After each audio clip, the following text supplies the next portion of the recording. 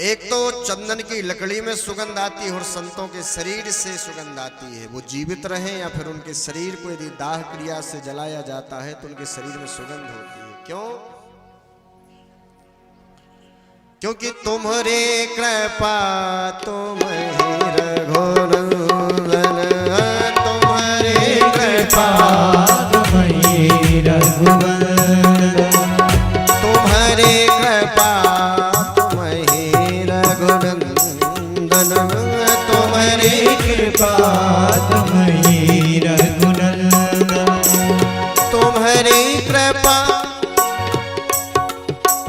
तुम्हारी कृपा तुम्हारी रघुनंदन, तुम्हारी कृपा तुम्हारी रघुनंदन।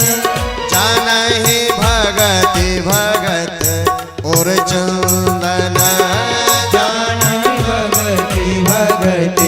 और जान ही भगत भगति और भक्त कैसे होते? चंदन की तरह होते हैं। चंदन को यदि माथे में लगा लिया जाए तो माथा सुगंधित हो जाता है। चंदन यदि हमारे शरीर से स्पर्श हो जाए तो हमारा शरीर सुगंधित हो जाता है।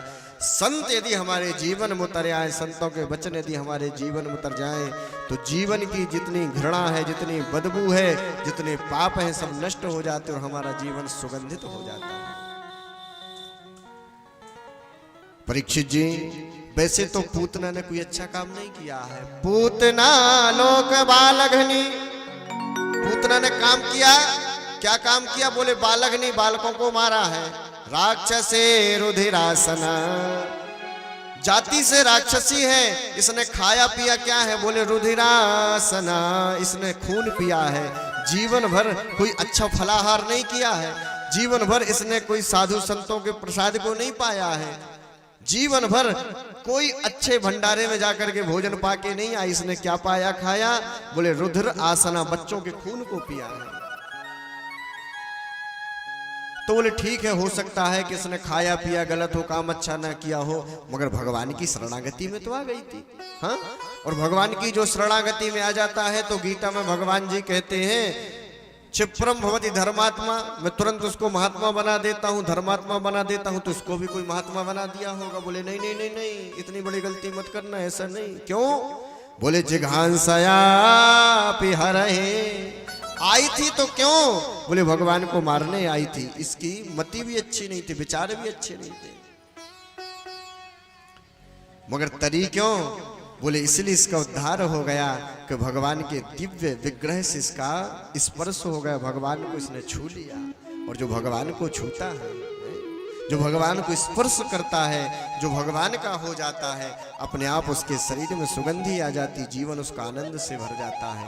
बाबा सुखदेव जी और ऊपर की बात करते हुए कहते हैं, भैया किम पुनः श्रद्धया भक्ता कृष्णाय परमात्मने।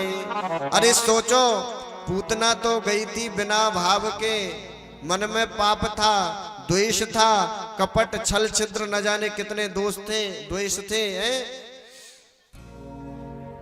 जाति से भी राक्षसी थी। ऐसी स्थिति में जिसने परमात्मा को पाकर के अपने शरीर में सुगंधी भर ली, तो बोलो जो श्रद्धा से परमात्मा को भजता है, भाव से भगवान को भजता है, प्रेम में भर कर के भगवान को भजता है, उससे बड़ा पुण्यशाली, उससे बड़ा धर्मात्मा, उससे बड़ा और कौन हो सकता है?